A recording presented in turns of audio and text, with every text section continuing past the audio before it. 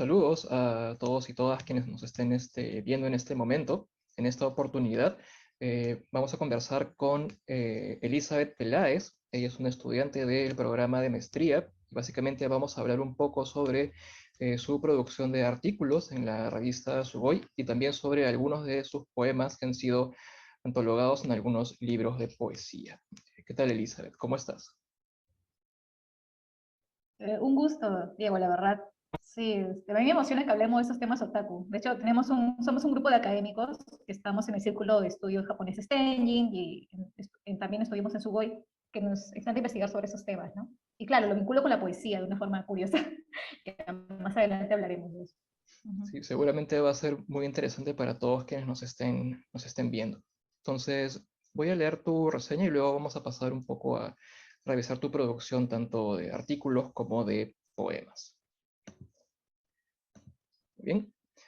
Elizabeth Peláez Sagasti nació en Bellavista, Callao, en 1992. Estudió literatura hispánica en la Pontificia Universidad Católica del Perú. Es miembro de la Red Iberoamericana de Investigadores de Anime y Manga, RIAM. Actualmente es docente en la Asociación Cultural Satori. Estudia la maestría en literatura hispanoamericana en la Pontificia Universidad Católica del Perú. Ha participado en la plaquette colectiva El Mar del Ángel Solo 2018, en las antologías Liberoamericanas, 100 poetas contemporáneas, Liberamérica 2018, El Mar no cesa, Ángeles del Papel Editores 2019, y El Puerto de Letras, Poetas del Callao en el Bicentenario, Ángeles del Papel Editores 2021. Bien, yo quería un poco comenzar esta entrevista al inicio preguntándote de forma general, ¿cuál podría ser digamos, en literatura muchas veces hay algunos temas o quizás algunos géneros que podrían ser menospreciados, digamos, por una cultura literada, una cultura hegemónica, como en su momento lo fueron, por ejemplo, las novelas de misterio, las revistas pulp, por ejemplo, y ahora forman parte del canon literario. En este caso, quería preguntarte, ¿cuál podría ser en todo caso la relevancia de considerar géneros como el manga o el anime dentro quizás de la producción, quizás la investigación académica o la redacción de artículos, o en todo caso la producción literaria nacional? Bueno, en verdad es una pregunta bien compleja, ¿no? Pero sí hemos estado dialogando sobre eso con otros compañeros que también, digamos, como que ya somos otakus, ¿no? Pero también nos gusta investigar sobre estos temas. Y es curioso porque, claro, en Perú esto se ve como un tema nuevo en realidad. Bueno, eso me lo dice Natalia del Águila, que es historiadora del arte también de la PUC, pero es que, o sea, acá es algo que recién, digamos, se le está dando más relevancia académica, ¿no? O se le está difundiendo más, ¿no? A raíz de, por ejemplo, la tesis sobre Naruto, ¿no? Que hizo Alexandra Gamarra, también comunicadora de nuestra casa de estudios, por ejemplo, ¿no? O otras chicas que han hecho tesis también sobre, ¿no? El género de las chicas mágicas, que también es parte de, ¿no? Del mundo del anime muy popular y también en el área de comunicaciones he estado tocando esos temas, pero literatura siento que es algo más novedoso, ¿no? Creo que yo soy la primera que voy a hacer una tesis otaku, de hecho, digamos, ¿no? O sea, analizar una novela como Kimbo Kawaii que habla sobre esta cultura otaku, ¿no? En una Lima ambientada, ¿no? Ficcionalmente en la década de los 90, ¿no? Pero en realidad sí, si te pones a pensar, y como ya lo he visto también con otros, conversando con otros académicos de México o de Argentina, allá esos temas se han estado tocando o investigando desde inicios de los años 2000 por lo menos, ¿no? Y en Estados Unidos, uy, desde hace 20 años por lo menos, ¿no? Incluso he encontrado algunos trabajos de la década de los 80, ya que estaban investigando sobre temas de anime y manga, ¿no? Desde una mirada académica. Y eso es muy interesante, ¿no? Por eso creo que acá es importante porque me ha pasado a mí, cuando quise hacer mi tesis, a un profesor muy clásico le comenté sobre mi proyecto y me dijo, ah, muy interesante, pero después en otra clase, sin querer como que sentí como que no, le pareciera extraño, ¿no? Hablar de esos nuevos estudios culturales, ¿no? Como que ahí su mirada no parecía tan, digamos, contenta o, digamos, tan acorde con estos estudios son importantes, ¿no? Entonces eso me dolió un poco, pero también me hizo pensar, ¿no? Aún quizás hay académicos con una mirada más purista y pueden creer que se puede estudiar el manga o el anime o productos derivados de eso, ¿no? Como la música también, el J-pop o incluso, ¿no? El K-pop, que también se está estudiando mucho, ¿no? El pop coreano y toda esta ola Hallyu. Pero creo que al menos en el Círculo de Estudios Japoneses Tenjin hemos encontrado académicos de Católica, por lo menos un espacio para poder investigar esos temas ¿no? También a futuro planeamos ya poder hacer artículos académicos, ¿no? Cuando ya tengamos una revista, ¿no? Ya lograda, ¿no? Oficialmente, ¿no? Y armada y todo lo demás. Pero por mientras estamos haciendo en el SEO, por ejemplo, actividades, ¿no? Siempre hay un evento en noviembre, que es la Jornada Cultural Japonesa, y ahí tratamos de exponer nuestros trabajos, ¿no? Sobre, ¿no? Algún tema anime que nos gusta, analizando una serie, o una película, o algún material que tenga que ver, ¿no? Con la cultura pop japonesa. Por eso yo creo que es importante, porque ahora mucha gente, me he encontrado yo misma, ¿no? Ya sea en eventos de Tenjin o en eventos de Satori, que es la asociación donde trabajo de manera virtual, personas que me escriben y me dicen, no, yo también quiero hacer mi tesis sobre anime, ¿no? Pero ¿cómo lo hago desde el ámbito del derecho, desde el ámbito de las ciencias? ¿Cómo lo hago desde esta área que no es normalmente o comúnmente de humanidades, ¿no? No es el área, digamos, del arte o de las letras o de las humanidades. Y sí, se están dando cuenta que se puede hacer, ¿no? Yo he encontrado trabajos incluso sobre cómo se analiza el fenómeno, digamos, furry, por ejemplo, que es sobre este fanatismo por estos, ¿no? Personajes también con estas formas animalescas o antropomorfas, y lo analizan desde una mirada científica, ¿no? He encontrado trabajos así, muy interesantes, por ejemplo. Por eso yo diría que es importante, ¿no? Darle importancia, ver la redundancia, ¿no? A investigar estos temas. Y porque uno se puede dar cuenta de que se puede lograr mucho, desde la literatura también se puede hablar sobre cómo el impacto de la cultura otaku, por ejemplo, ha hecho que los jóvenes, ¿no? Por ejemplo, ahora hayan participado del Carro CN, demostrando, ¿no? Su amor por el anime, haciendo cosplay, haciendo pancartas donde hacen alusiones a personajes heroicos que los han motivado también, ¿no? A encabezar sus propias luchas, ¿no? Por ejemplo. Y eso es un tema que también en Timo Kawaii se ve un poco, ¿no? Cómo el uso del cosplay constituye la agencia de estos personajes, o digamos, de estos jóvenes peruanos, ¿no? Que se inician en esta cultura del anime, por ejemplo, y el manga. Sí, de hecho, ciertamente, digamos, al menos en la producción narrativa o literaria local, ciertamente el fenómeno de el inicio que, en principio, que haya referencias ya a este tipo de aparatos culturales, ciertamente no es un hecho que pueda dejarse de lado cuando está presente y tiene que analizarse simplemente por el hecho de que esté ahí, porque si está ahí, digamos, tiene que haber un motivo para ello. De forma más específica, en tu caso entiendo que trabajas o has colaborado con la revista Sugoi, que es una revista que estudia el fenómeno del manga y el anime en nuestro país, bastante reconocida. En tu caso específico, entiendo que te has centrado en algunos temas, como puede ser el tema de, por ejemplo, el fenómeno Lolita o de las Lolicon, o de forma más específica el caso que nos estabas comentando de la novela de Enrique Planas, Kimo Kawaii. Entonces quería saber si quizás podrías un Ujú. poco explayarte un poco respecto a estos temas y cuál ha sido la perspectiva que has adoptado para analizarlos, propiamente dicho.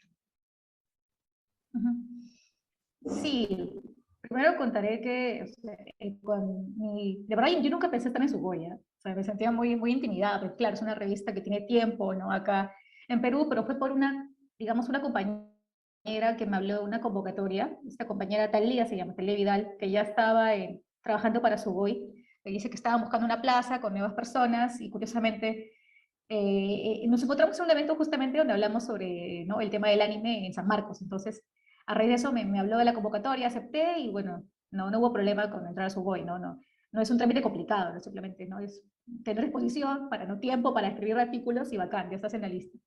Entonces aproveché justo el 2020, ¿no? Que fue ese año donde estaba iniciando la maestría, no tenía muchos cursos, entonces dije, bueno, voy a aprovechar para redactar sobre estos temas que me gustan, ¿no? Y además me iban a dar mangas gratis, ¿no? Gracias a Ibero, ¿no? Para poder hablar sobre ello. Y lo bonito fue que, primero yo me atreví con un tema complejo como el Lolicón, ¿no? Es súper polémico porque, claro, lo más simple, o lo que puede decir alguien que ve por primera vez un anime Lolicón, puede decir que es un anime donde supuestamente hablan, o de frente, ¿no? Es un anime donde hablan de pedofilia, ¿no? O es un anime para personas con esta perversión tan rara, entonces hay un montón de polémicas, hay memes, ¿no? Siempre cuando yo hacía eventos donde hablaba de Lolicón me decían que me iba a buscar la ONU, ¿no? Era muy curioso para hablar de estos temas, ¿no? Pero en realidad creo que es importante porque en lo personal siento que el Lolicón mucho sobre la cultura japonesa, o sea, cómo entender japoneses, por lo menos, y ahora también a los fans del anime y el manga, les interesa tanto o por qué tienen este gran culto a estos personajes de ficción que son niñas, ¿no? O que son jovencitas con rasgos infantiles y que también actúan como niñas, ¿no? Con ese fenómeno de lo kawaii, ¿no? También, ¿no? O sea, ¿por qué este culto a la niña y a la ternura y la lindura japonesa, ¿no? Cómo es que es tan popular que se ve no solamente en el manga para niñas o para chicas adolescentes, sino también en el manga para chicos, también adolescentes, para jóvenes, para adultos. En todos los géneros del manga, o mejor dicho, en todas las demografías, manga y animes, está el personaje de la chica joven, o shoujo, ¿no? Y muchas veces el personaje, ese shoujo es una lolicón, o sea, es una niña, ¿no? O una chica joven, también muy infantil o infantilizada en algunos casos, ¿no? Y a raíz de mi investigación Lolicón, tuve algunas teorías, ¿no? Claro, desde la teoría feminista lo puedes analizar también, pero sin olvidar el contexto cultural, ¿no? Porque si no tenemos en cuenta el panorama cultural, simplemente uno podría decir, ah, los japoneses son simplemente fetichistas y ya está, ¿no? No es solo eso, ¿no? Es todo un tema, porque dentro de la cultura japonesa incluso tuve su literatura, tuve su historia, las ilustraciones o las estampas japonesas, y siempre están esas representaciones de hombres adultos que tienen, ¿no?, relaciones sexuales con una relación romántica, digamos, con niñas, ¿no? Entonces, es todo un fenómeno, ¿no? Que se ha replicado en el manga y el anime, por supuesto, ¿no? Incluso en el manga shoujo, de una forma también, obviamente, más romántica, ¿no? Entonces, por eso hablé de esos temas, porque quería ver cómo el público iba a comentarles de todo, ¿no? Algunos me dijeron que mi artículo era muy feminista, otros que sí, estaba interesante, pero le faltaban otras cosas. O sea, hubo un montón de, hubo mucha polémica y mucha reacción, y eso fue lo interesante, ¿no? Pero lo más curioso es que me di cuenta que creo que soy de las pocas chicas que hablan del licor, ¿no? Generalmente son hombres, ¿no? O sea, investigadores hombres que hablan del tema, ¿no? Incluso cuando fui a un evento, tuve ahí una experiencia que no fue agradable con un historiador, no es historiador, es un académico mexicano, si no me equivoco, hizo una maestría en psicología, porque usó su trabajo de lolicón también para investigar. Y como que no le, más que, no es que lo viera mal, o sea, no es que viera mal que sea mujer que hable del tema, sino como que no me vio muy preparada, ¿no? Dijo, ah, pero el lolicón, yo de hecho tengo un máster en lolicón, entonces te falta mucho. Y eso fue muy curioso. Pero creo que es porque, en realidad, solamente dentro de un pequeño círculo académico de los que estudian anime y manga, son pocos los que hablan de lolicón, ¿no? Y pocas mujeres. Entonces creo que es bueno visibilizar este tema, ¿no? Y Sugoi me dio una plataforma para hablar del tema, porque es un artículo, de hecho, que tiene muchas vistas hasta ahora, ¿no? Es bastante leído, estuvo en los rankings de Google, ¿no?, de los más leídos del tema. Y eso me da gusto, porque me hace pensar que hay más interés para hablar de esos temas. Y a raíz del lolicón se puede hablar de otros temas también de la cultura japonesa, ¿no? Como el tema, claro, el gusto por la colegial, ¿no? Son chicas de ficción virtuales que son llamadas VTubers y así, ¿no? También a raíz del Olicón, ¿no? Así que básicamente me he dedicado a hablar sobre el Olicón o sobre el fenómeno Choyo. Por ahí algunos artículos he hablado sobre, un poco sobre Inyo Sano, que es un mangaka que habla sobre otros temas más ligados a la juventud japonesa y la salud mental, ¿no? O sea, el tema sobre los jóvenes y cómo lidian con temas como la depresión o como, ¿no?, el sentido de la vida, justamente en una sociedad como la japonesa, donde digamos, la presión, aún hay esta presión, ¿no? No como tanto como en Corea del Sur, donde sí es mucho más, la presión mucho más capitalista, pero sí está esta presión por, ¿no?, ser adulto, tener un empleo, seguir, ¿no?, ser padre de familia, o si no, ¿no?, ser un profesional exitoso y así, ¿no?, seguir con una rutina. Entonces son temas que también investigo, pero más me he dedicado a ver el tema del shoujo, ¿no?, el culto de la chica joven en el lolicón, o en caso de la moda lolita, también es interesante porque es un fenómeno que yo diría que está vinculado al lolicón, algo opuesto, digamos, o más que opuesto, es un fenómeno como es una contracara, ¿no? Digamos, porque si por un lado el manga y el anime, o la industria del manga y el anime ha contribuido a que se cree una figura ficcional femenina, que en muchos casos también es fetichizada o es una niña erotizada, por el otro lado, la moda lolita, que surge también más o menos en los años 70, como el lolicón también surge en Japón en esa época.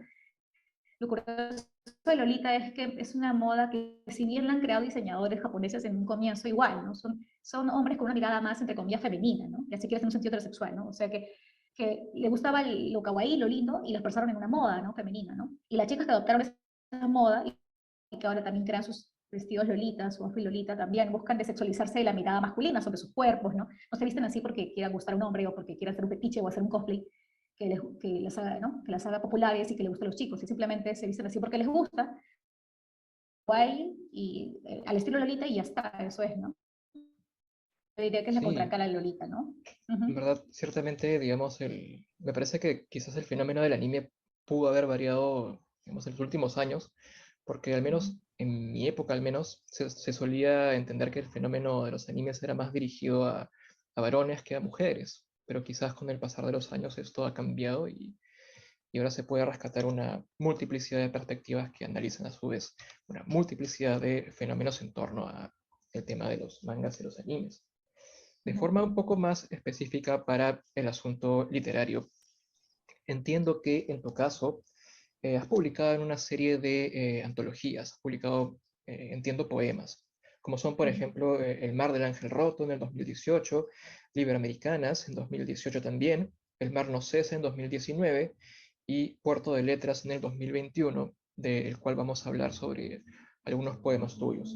Entonces, lo que entiendo es que quizás en los últimos años, quizás te has visto más envuelta en el quehacer literario. Así que quería preguntarte, eh, ¿cómo así fue tu entrada, digamos, al quehacer literario? ¿Por qué elegir quizás poemas en lugar de quizás géneros más comunes como puede ser el cuento o la novela?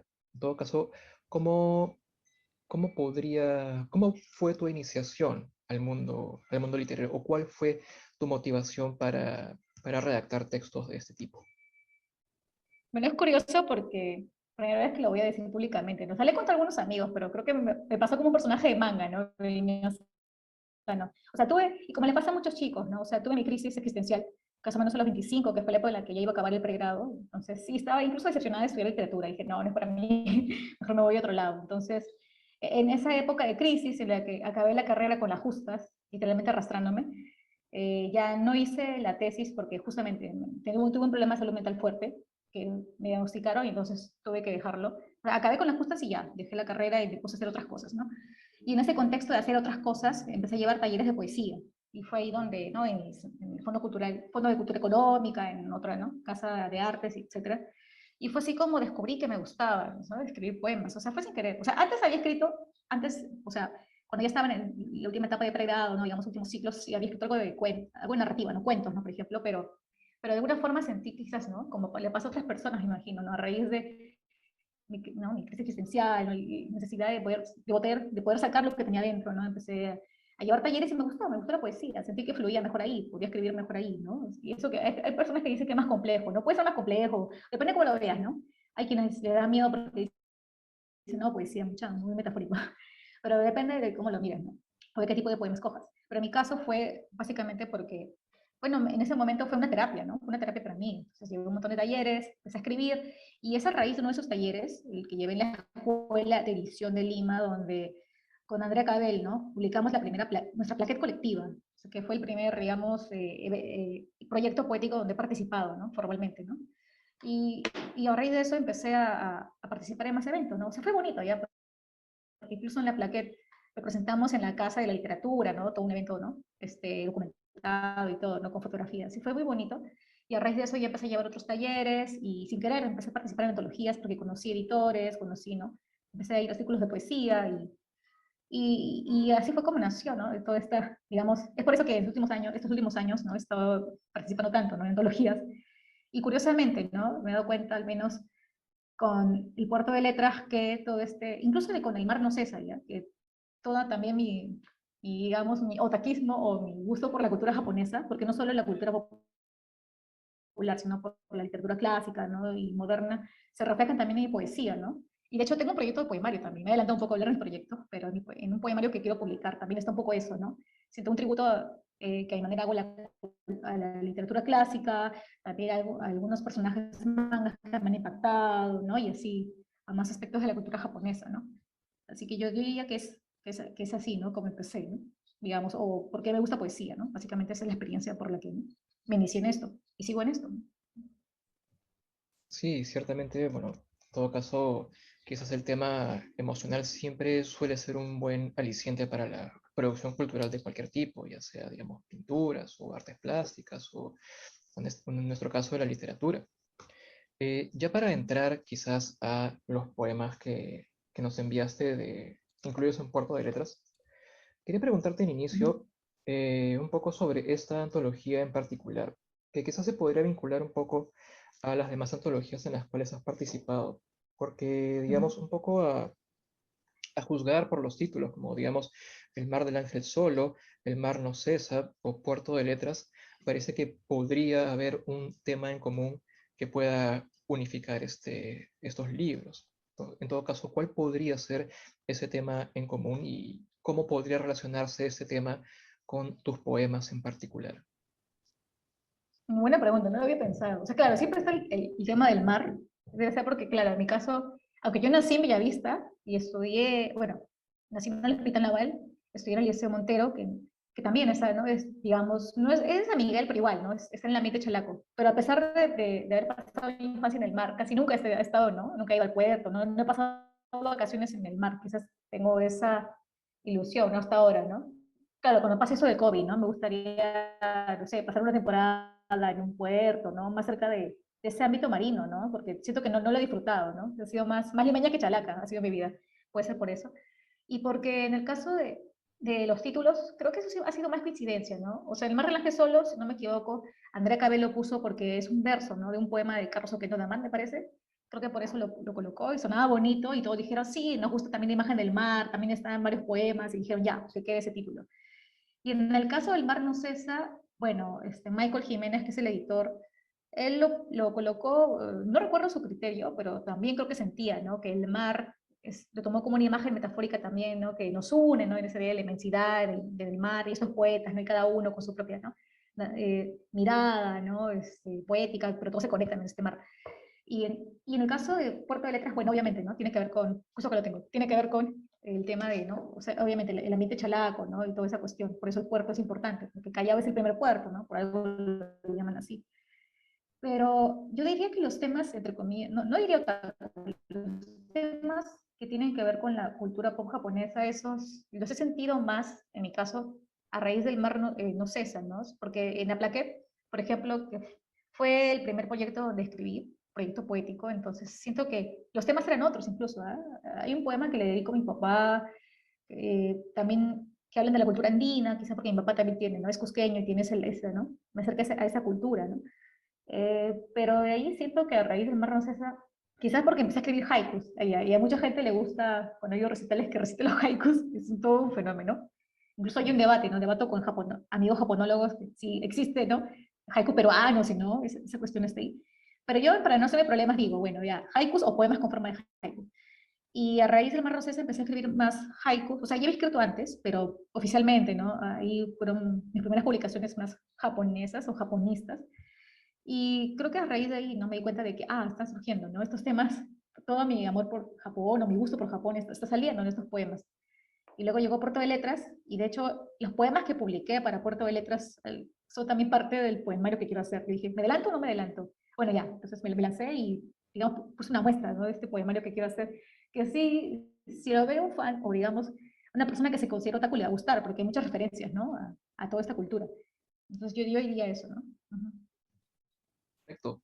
En verdad, bueno, digamos, a simple vista quizás podría parecer que quizás el tema del mar o del puerto podría ser un tema importante en tu obra, pero de todas formas parece ser que el tema de los mangas o los animes ciertamente está mucho más presente en ellos.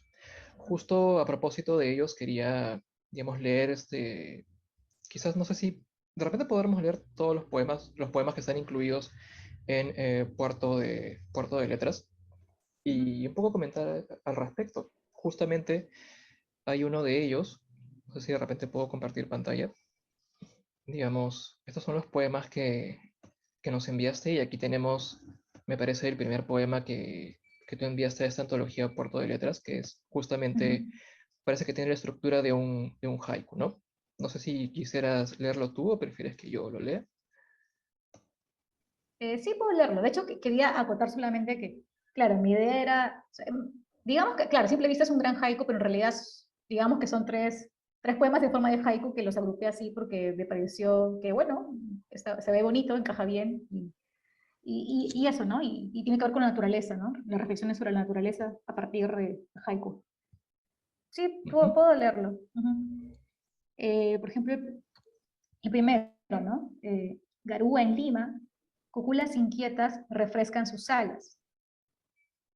El segundo, el rumor del oleaje, un barco encallado sobre la piedra alada. Y el último, un pin de los Andes alegra poco a poquito el corazón de Chichibu. Me parece que, digamos, no sé si quizás esta última palabra chichibu podría ser alguna Ujú. referencia a la cultura japonesa o algún lugar en Japón quizás. Sí, es que digamos, este haiku, yo prefiero llamarlo, este poema en forma de haiku, es curioso porque en realidad, si, si uno empieza a leer un poquito sobre el haiku y conocerlo, lo que dirían los puristas, menos de ¿no? los japoneses puristas, es que en realidad, claro, el haiku habla de esta, es un poema breve, ¿no? Como ves, donde se intenta expresar, ¿no? Una emoción que tú tienes en un momento dado, ¿no? Frente a un evento, algo que te ha pasado. Pero lo curioso que se dice es que se supone que es un evento que tú has vivido, ¿no? Digamos, de forma física, presencial. Pero en este caso, este poema lo escribí, digamos este haiku, lo escribí a raíz de haber visto un video de una artista peruana que vive en Japón, ¿no? Me agregó un día al Facebook, no sé cómo lo hizo porque no le tenía en mis contactos, pero me agregó y veí que trabaja en una universidad de Japón donde toca instrumentos, ¿no? Folclóricos, digamos, instrumentos de viento, ¿no? Y justo cuelga un video donde habla de Chichibu, ¿no?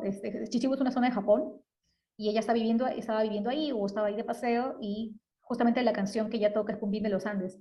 Muy bonita, que es de la región, si no me equivoco, de donde ella es. No recuerdo ahorita exactamente si ella es originaria de Huancayo, pero recuerdo que era de la Sierra Central, me parece, o de la Sierra Sur del país. Y esta canción pues era de su localidad, entonces está evocando la canción Pupín de los Andes en Japón, en Chichibu. Eso me pareció impactante, porque es un video donde se ve la naturaleza de Japón, el espacio donde está y toca la canción, y tiene ese puente, ¿no? Donde Japón y Perú se conectan, ¿no? O el mundo andino y el japonés se conectan, ¿no? El mundo japonés folclórico o más ¿no? Rural. Entonces fue un choque de dos mundos y dije, wow, esto es impactante. Entonces eso me produjo esta emoción y bueno, lo que me transmitió lo coloqué aquí, no lo escribí como haiku. Esa es la historia de este Perfecto. poema. Un poco siguiendo con los poemas que nos enviaste, quería detenerme en uno en particular, que es de repente este que sigue a este poema, que es el de la flor amarilla. Y otra vez una flor amarilla, porque me parece que en este poema quizás es posible reconocer algunos temas más propios quizás de la literatura modernista, como puede ser, por ejemplo, esta suerte de desmiraculización de lo sagrado, esta caída de los grandes discursos. Me parece que tú ofreces una respuesta frente a esta caída de los grandes discursos a partir del símbolo de la flor amarilla. No sé si quisieras leer el poema o quisieras que yo lo lea esta vez. Ya, a ver, lo puedes leer. Muy bien. Y otra vez, una flor amarilla. Desde que Dios abandonó este mundo, los días aciagos volvieron circulares y la humanidad dejó de multiplicarse, como en el cuento infinito de un autor fantástico, nacido a la vanguardia en el Río de la Plata. Pero esa verdad ya no angustia más a los hombres, atrapados por el mito del nuevo milenio. ¿Habrá sido una buena idea? Arrojados nuevamente al mundo, como decía un gran filósofo nazi, ¿apostaremos por la civilización o nos entregaremos nuevamente a la barbarie? No me angustia volver al dilema, mientras exploro otros mundos al final del juego. Y repito que no me angustio porque, gracias a un viejo maestro tibetano, he comprendido que, al final del día, no importa cuántas guerras de falsos imperios, cuántos desastres de convincente profética, cuántas pandemias nacidas en el lejano oriente, intenten borrarnos de la faz de la tierra, porque, al final del día, no importa cuán solos estemos realmente en este mundo, mientras se asome a tu vida tímida pero calma, una flor amarilla. Entonces, ciertamente el símbolo de la flor amarilla ofrece una respuesta frente a, digamos, esta caída de los grandes discursos. En todo caso, me parece que la pregunta lógica podría ser, ¿a qué podría aludir esta flor amarilla desde tu perspectiva? Bueno, es curioso porque tengo varios referentes sobre la flor amarilla. Claro, lo primero que tengo, y es un recuerdo bonito, de cuando me inicié en la carrera, es justamente este cuento de Cortázar, ¿no? Una flor amarilla, que está, si no me equivoco, catalogado al final del juego, ¿no? En este grupo de cuentos de Cortázar. Si no me equivoco, se publicó en los años 50, 56, al menos la primera publicación, bueno, por ahí, data de por ahí. Y lo leí como que, digamos, lo leí en la academia, bueno, lo leí cuando ingresé, ¿no? A literatura en el pregrado y luego lo volví a leer, ¿no? Ya por un tema personal.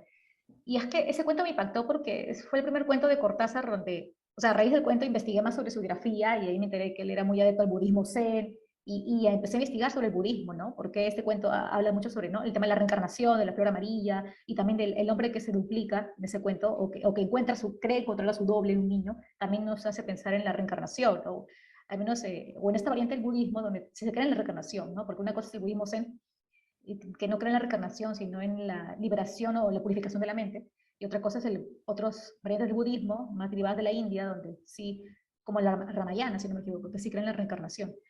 Entonces, el cuento de Cortázar quizás me lleva a esto, a pensar en la flor amarilla, y flor amarilla habla de un ciclo de reencarnaciones, ¿no? Y en este poema, claro, si uno ve la historia de nuestra humanidad, ¿no? También, ¿no?, es otra vez el ciclo de conflictos, ¿no? Renace ahora otra vez, ¿no? Estamos en un conflicto, ¿no? La pandemia y también el tema de Rusia y Ucrania, o sea, los conflictos siempre vuelven, ¿no? Y otra vez siempre está esta idea, ¿no?, de la humanidad que busca sobrevivir, ¿no? Que se cae pero intenta levantarse nuevamente, ¿no? Para construir el mundo.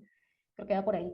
Pero también porque la flor amarilla también me hace pensar en el crisantemo, ¿no?, que es el símbolo también de Japón, bueno, del Japón imperial, ¿no?, y que hablaba también, según la cultura japonesa, el crisantemo también alude a la idea de la larga vida, ¿no?, de, ¿no?, la idea de la, ¿no?, de la latencia, ¿no?, y por eso es el símbolo del emperador, porque la idea es que tenga larga vida y que el imperio, ¿no?, de Japón florezca y, ¿no?, que siga existiendo, ¿no?, esta idea también ¿no?, la permanencia también, ¿no?, de una nación. Entonces, por ahí también me hace pensar en eso, ¿no? Y también porque justamente la flor amarilla me hace pensar no era cuento, es en una película que vi que es de Hayao Miyazaki, que se llama Náusica en el Valle del Viento, si no me equivoco, donde también, ¿no?, justo también habla de esos, ¿no?, es un mundo también, ¿no?, distópico, ¿no?, donde tenemos un personaje que también, ¿no?, está en su conflicto en este mundo, y al final me llamó mucho la atención, me impactó, ¿no?, ver cómo después de que hay una imagen de un bosque de ruidos, si no me equivoco, eh, a pesar de esa naturaleza caótica y que se veía muerta, hay una flor que estaba naciendo, ¿no? Y era una flor amarilla, si no me equivoco. Entonces, eso yo lo interpreté esa imagen final como una metáfora de la esperanza, ¿no? O sea, y la esperanza también es algo que en lo particular siento que está muy presente en mucha de la cultura pop japonesa, ¿no? O sea, este mensaje o esta idea de que a pesar de todo, o a pesar de que ¿no?, a pesar del caos, o a pesar de que el mundo se caiga, siempre hay esperanza, ¿no? Siempre está la esperanza. La esperanza de lo que sea, la esperanza de volver a empezar, la esperanza de renacer, pero siempre está esa idea de la esperanza. Y yo también pienso eso, ¿no? Quizás en la cultura cristiana también está también otra, la idea de la esperanza, ¿no? Pero por mi fanatismo por Japón, por la cultura japonesa, o mejor dicho, por mi gusto por la cultura japonesa también, y por el tema del budismo también, ¿no? Siento que esta idea de la esperanza también está muy arraigada en los otakus, ¿no? Por eso que tú ves muchas series de anime donde hay héroes que a pesar de que son derruidos, ¿no?, como el Caballero del Zodiaco, siguen luchando porque no sienten, ¿no?, que no, nada se ha acabado, no hay esperanza, ¿no?, por seguir, ¿no?, por al final vencer al mal, ¿no?, por ejemplo. Creo que es un mensaje que yo he captado y que en muchos poemas hablo de esa idea, ¿no?, de la esperanza, o el símbolo de la flor amarilla ligado a eso. Ujú, Perfecto. Sí, ujú, ciertamente, digamos, al menos desde mi perspectiva, digamos, muchas veces quizás en nuestra cultura, este tema ujú, de la desmiraculización de lo sagrado, digamos, puede ser muy grande o muy solemne. Y me pareció muy curioso que quizás la respuesta frente a este tema es bastante minimalista, ¿no? Que me parece que quizás podría relacionarse un poco con las referencias a la cultura japonesa. ujú, Y un poco ya para terminar, con respecto a estas referencias a la cultura japonesa, tenemos este poema Revolución, en el cual me parece que esas referencias ya son mucho más palpables, ¿no? ujú. No sé si quisieras leerlo o prefieres que yo lo lea. Bueno, ya que hacemos de Tim Marín, me toca a mí. Está bien. Ok. Revolución. Cada 28 de julio, nuestros padres solían decir que no podíamos hablar del terror que nunca habíamos vivido. Y sus palabras eran ley, hasta que una trágica mañana de noviembre, un nuevo reino del terror cayó sobre nosotros. Ciudadanos sin república, ¿en qué momento se jodió el Perú? El espíritu de fuego nos liberó del encierro, pero la última bastión seguía bajo el poder del rey demonio. Guerreras que luchan por el amor y la justicia, ninjas ocultos de la aldea de la hoja, pilotos de titánicos y arcádicos androides, entre otros seres de fantásticos multiversos, se unieron a nuestra última batalla para derrocar al rey y rehacer el mito. Porque, como el último Inca había escrito, no importan los límites del tiempo y del espacio cuando el sentimiento es uno, porque ese es el camino para revolucionar el mundo. Bien, me parece que, digamos, en este poema sí las referencias son mucho más palpables, pero en todo caso, ¿cuál sería la función de estas referencias frente quizás a este mensaje de revolución, quizás? De repente, quizás los aparatos culturales a los que estás aludiendo se podrían vincular de alguna forma con el tema de la revolución. Sí, claro, es que, de hecho que este poema nació también a raíz del evento del 14N, ¿no? Que a mí me impactó bastante, ¿no? Cuando vi noticias, cómo se daba, ¿no? Todo este conflicto, digamos, interno, ¿no? Pero para mí fue muy chocante, ¿no? Porque tuve amigas que fueron, ¿no? Fueron a las marchas, y ¿no? En redes vimos también, ¿no? Cómo se grababa, ¿no? La otra mirada, lo que no pasaba en los medios, ¿no? Y ver a mis compañeros, ¿no? Jóvenes, ¿no? Viviendo esta violencia, y, ¿no? Digamos, este contraataque, o mejor dicho, ellos haciendo el contraataque, ¿no? A las fuerzas del orden, fue para mí muy impactante, ¿no? Fue muy chocante. Y entonces, de alguna forma me sentí, digamos, también sentí esperanza, ¿no? Cuando vi que el Frente de Otaku Peruano se creó, y ahí los jóvenes empezaron ¿no? A mostrar también, ¿no? Que el ser otaku no es simplemente una forma de aislarte, ¿no? De la sociedad, y simplemente, no es decir, soy una persona, ¿no? Animes o mis mangas, o leer mis mangas y listo, no me importa lo que pase, ¿no? En el mundo, ni mi país, ni la política, ¿no? Al contrario, hubo muchos, digamos, otakus, o muchos compañeros mías, ¿no? También, que se consideran otakus, que tienen una visión política, ¿no? Tienen una conciencia ciudadana increíble, y fueron a marchar por eso. Entonces, todos esos eventos, ¿no? Y lo que pude, y esa agencia que pude notar, ¿no? De estos compañeros y de los chicos también, ¿no? De diversas personas jóvenes, no solamente otakus, ¿no? También diversos jóvenes que desde diversos frentes también empezaron a luchar, me hizo escribir, ¿no? Me inspiraron, digamos, a escribir este poema. Y obviamente yo también, como hubo un tiempo también en que veía mucho shonen, ¿no? Mucho este manga para chicos adolescentes con personajes heroicos, ¿no? Que también tienen que demostrar, ¿no? Que son los mejores, y que quieren luchar también para cambiar un mundo o cambiar su mundo. Entonces, justo en ese teniendo esos referentes también, y el evento del 14N, escribí este poema. Y por eso que hay muchas referencias, ¿no? A los ninjas ocultos de la ley de la hoja, por ejemplo, que aluden a Naruto, o también, ¿no? A la alusión a las chicas mágicas, ¿no? O a los Evas de Evangelion. Incluso, ¿no? La última frase a mí me impactó porque la tomo de un anime y de un manga también, ¿no? Que a mí también me impactaron un montón, y que leí cuando estaba haciendo mi tesis, que era Chica Revolucionario Utena, porque justo es en este anime que lo puedes leer desde una mirada de género también, y muy, muy interesante. Justo habla de eso, ¿no? O sea, siento que de todos los animes sobre, digamos, con protagonistas femeninas, o sea, es interesante cómo el mensaje, o lo que yo entiendo, ¿no? Como el mensaje de la serie es eso, ¿no? Que al final uno mismo, ¿no? Si uno actúa, ¿no? Si uno toma su agencia, si uno busca, ¿no? Actuar para generar un cambio, puede realmente revolucionar el mundo, ¿no? Y siento que eso es lo que quisieron transmitir estos jóvenes, ¿no? Yo también siento que desde el frente otaku, como fan y como académica, puedo ayudar, ¿no? Generar un impacto en los demás, en las demás personas, ¿no? Que le gusta el manga y el anime, ¿no? Y decirles, sí, tú puedes generar un cambio, ¿no? Siempre es cuestión de que creértelo, ¿no? Ujú. Sí, de Ujú. hecho, ciertamente no lo había visto desde esta perspectiva, desde quizás este golpe de Estado que ciertamente motivó el protagonismo de la llamada generación del Bicentenario, si no me equivoco, ¿no? Y Ujú, ciertamente ujú, esta generación tiene a su vez sus propios referentes culturales. ujú. En verdad es bastante interesante, digamos, analizar estos vínculos que se pueden establecer entre, por un lado, la literatura y por otro lado, estos referentes que son quizás más actuales para la generación actual, ¿no? Ya para Ujú. terminar la entrevista, un poco nos has adelantado tus proyectos futuros, pero en todo caso quería preguntártelo enfáticamente. ¿Qué se viene para más adelante? ¿Estás planeando quizás un poemario propio o algún otro proyecto en particular? Sí, justamente mi ilusión es, sé que la Cherry a todo el mundo, quiero ser muy Mario, es que mi idea siempre es primero terminar la tesis, porque de hecho es la misma tesis que vengo postergando del pregrado, ¿no? Porque iba a hacer un proyecto para pregrado, pero ¿no? Por lo que pasó, ¿no? Mi enfermedad y también mi crisis existencial, ya no lo hice. Pero ahora sí ya está más, felizmente no, está más cuajada, digamos, teóricamente y analíticamente hablando. Y mi asesor también me está apoyando, entonces creo que ahora sí se puede presentar. Y ya cuando acabe eso, espero no darme el tiempo para revisar con calma mi poemario, que está en borrador, que tengo el borrador ahí con el poemario en sí, pero espero poder publicarlo, ¿no? Y es el otro año, o el subsiguiente, no lo sé. Y aparte de eso, bueno, pienso seguir haciendo trabajos académicos, pero obviamente sobre la cultura pop japonesa, o quizá la cultura asiática a futuro, ¿no? Hablar sobre cultura coreana, ¿no? Por ahora esos son mis proyectos, ¿no? Ujú. Perfecto, Elizabeth. En verdad, te agradecemos mucho tu tiempo y tu disposición y también todo el ánimo que le pones a cada uno de tus proyectos y también el ánimo que le has puesto a esta entrevista. Y Ujú, contigo será hasta otra oportunidad. Muchas gracias, Elizabeth. ujú. Sí, igualmente. Muchas gracias por Muy la bien, oportunidad también. Ujú. igualmente. Nos estamos viendo. Hasta luego.